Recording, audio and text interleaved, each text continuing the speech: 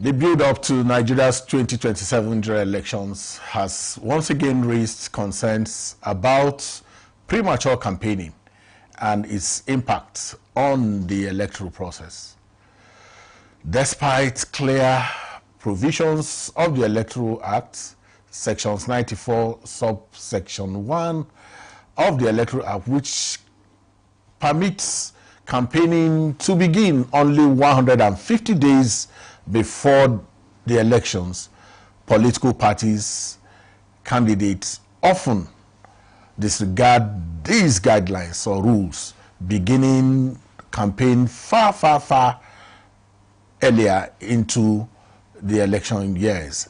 INEC has repeatedly cautioned against these unlawful practices, warning that it derails and distracts from governance, fuels voter fatigue, and undermines electoral integrity. Yet, the Commission admits that it lacks direct enforcement power, and this remains a major loophole, leaving offenders, largely unpunished without consequences. Stakeholders argue that these unchecked violations not only weaken public trust in the system, but also escalates campaign costs. How can Nigeria close these gaps, strengthen its laws, and protect the credibility of its democratic process? I am Ezenwa Wagu. Welcome to Electoral Reform Half Hour on NTA News 24 Abuja. This program is brought to you by the Peering Advocacy and Advancement Center in Africa, and it is supported by the MacArthur Foundation. Our guest tonight is Barrister Steve Ebeleze. He's the current chairman of the Nigerian Bar Association Abuja branch, also known as Unity Bar. He's a legal practitioner specializing in litigation, arbitration, conciliation. He is an associate member of the Chartered Institute of Arbitrators, the United Kingdom, and practices various fields including debt recovery, mergers, acquisitions, and corporate secretarial duties. Steve Ebeleze has also led several branch initiatives. Steve, it's my pleasure to have you. Welcome to the program. Thank you so much, my big brother Eze. Thank you for having me. So, how has it been with the NBA? Well, NBA is a huge project, and is our primary constituency as lawyers. There are very few people who do not want to participate in the NBA. It's our social club. It's our pet project. And all that we do is to ensure that we build it and make it enviable to those who do not want to belong to the NBA. The NBA is a whole lot. Yeah, because it's also important because you coming from, the very rich tradition of the student movement. So I'm not surprised that you eventually got into the politics of the bar. Yeah, thank you so much. So let's start with definitions. In practical terms, what exactly amounts as premature campaign in Nigeria? Okay, thank you so much. In practical terms, premature campaign can be described, not defined, can be described as when politicians or political aspirants go about soliciting, trying to influence, trying to announce the fact that they intend to run, convince people, put people in their heart long time before the period of campaign starts. The provisions of the Electoral Act specifically says when election campaign should start, which is 150 days prior to election from the point when INEC declares. So any kind of solicitation that you do prior to that time becomes premature election campaign. Incidentally, we do not have the laws in the real definition of our laws. We do not have statutory provisions, clear and unambiguous, prohibiting any of such acts as being against the law. So premature campaign is only a matter of morality and not law. There is no such thing in law as premature campaigns. Yes, because if you look at who campaigns, is it the aspirant or the candidate? Because the confusion is, by law, it is like you said, the only people that can campaign is the candidate and his party. Now, if the party is not campaigning and there is no candidate yet, isn't this just a journey into nowhere? The thing is that, you know, the Supreme Court has said that votes belong to the political party. But the political party does not hold the office. The individual hold the office. So, you find that even the individuals who try to own the office, who try to hold the office on behalf of the political party, must sell themselves to the public. Nobody votes for a party alone. You can't say, I want to vote for Nigerian president, and therefore let there be no name attached to the party. No, I understand that. What I'm saying is that for campaign purposes. For campaign purposes, it is fused. Because the political party comes to say, vote for APC, PDP, or AMPP, and my candidate is Steve Emeleze. There is no way the party will do their campaigns without bringing out the name of the candidate. But when? That is from the 150 days. So anything before the 150 days, since there is no candidate, yes, and it is not the party campaigning, yes, that brings us to third party engagements that we are seeing, yes, where third parties are erecting billboards, yes, even though those billboards have no party logos, yes, or they are very vague even in their messaging. Yes. Can we hold anybody culpable? We cannot hold anybody culpable, because even when political parties go ahead to hold rallies, their rallies are probably in the form of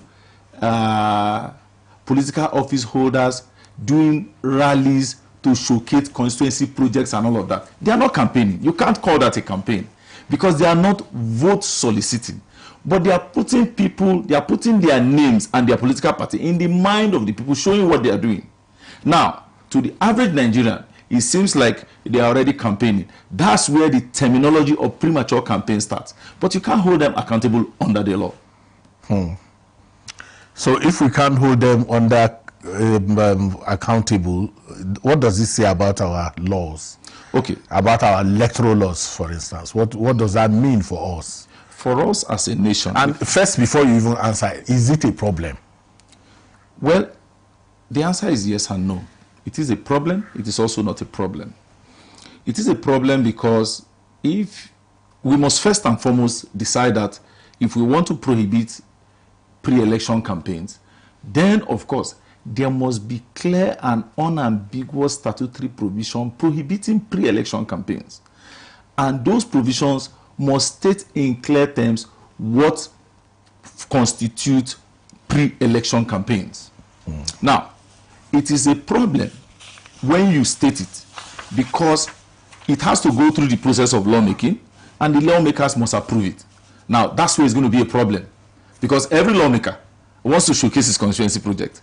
Every governor wants to, by proxy or directly, put billboards saying we are commissioning this project. And once you do that, it can be termed as premature electionary campaign, except the law does not state it. So it's going to be a huge lot, because what is not specifically stated is not prohibited. Now, why is it not a problem? Why is it more of a problem? It's also more of a problem because for somebody who is not a political office holder, who wants to register his mind in the people, and he puts a billboard and say, Steve Emeleze is coming. Steve Emeleze, watch out. Or he goes to his locality and institutes a scholarship program, or goes to renovate school, buy books. He's not a political office holder. He's not an aspirant yet. Until he declares that he's an aspirant, the law does not catch up with him. Now, if such a person is allowed to enjoy the leverage, then the incumbent public officer will be disadvantaged, because he's already there. And they know that he's there. So when he does it, it's an offense. Then when the one who is not yet in does it, it's not an offense. So the lawmakers, I don't know what they are going to do, whether they will allow it or not. Well, the House Committee Chairman on electoral matters, Honorable Adebayo was at the INEC convening, and he threw that bomb that resonates with what you are talking about now, the man who represents Ibejuleki. And he said, when people are showcasing what they are doing, but let's look at third parties, you know, third party, because most of the billboards, you can see all sorts of names under them. But in reality, like I said, they don't have party logos. They are just messages that, but we all do know that it is about campaign, it is about elections. It's about putting themselves in the mind of the people, whichever way, whether for somebody or for themselves. Is there no law? Is there no way apart from the Electoral Act? Because the Electoral Act is not just the only law. The Constitution is superior. You know, is there no law with which we can hold these people accountable? You know, by which we can say, look, they are, like INEC says, they are causing, you know, any tension. They are, you know, touching on voter fatigue, electoral integrity, and the rest of them. Must it only be on the Electoral Act? You see, my brother, the Constitution empowers INEC. The Constitution, first of all, is the ground norm. Then the Electoral Act, for the purposes of election, is the ground norm on everything bordering on elections. It is only when there's an inconsistency on any provision of the Electoral Act and that of the Constitution that the Constitution prevails. Now, INEC is also empowered to make guidelines for election proper. The challenge we have with this discourse is the fact that until we have a clear and unambiguous provision defining what an Electoral Act is, and that provision must state in clear terms what constitutes pre-election campaign. Because what you're making reference to, like you see billboards and you see slogans, Steve Emeleze for 2027, and it doesn't have a political party, because probably I do not belong to anyone, or I still belong to one, and then under it is concerned friends of Steve Emeleze. Now, when we have an enabling law, it means that when people, and when you put these billboards, there are people responsible for putting it. APCON they pay for it. APCON is there. Yes. They pay for it. So it means that you have to get your supporters not to violate the law. And if APCON, so what about if your political opponents put up those billboards? But we're going to come back to that. Yes. We'll go on a short break now. Electoral Reform Half Hour continues shortly. Stay with us.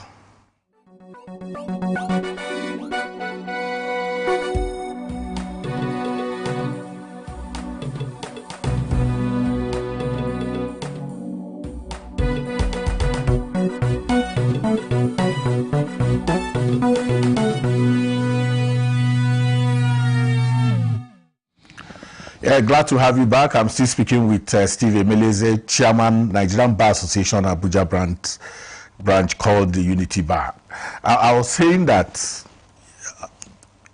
Nigeria being what it is, if I'm in the opposing party and Steve is running, I can get third parties to put a billboard in your name if I know that it will be criminalized and implicate you for it.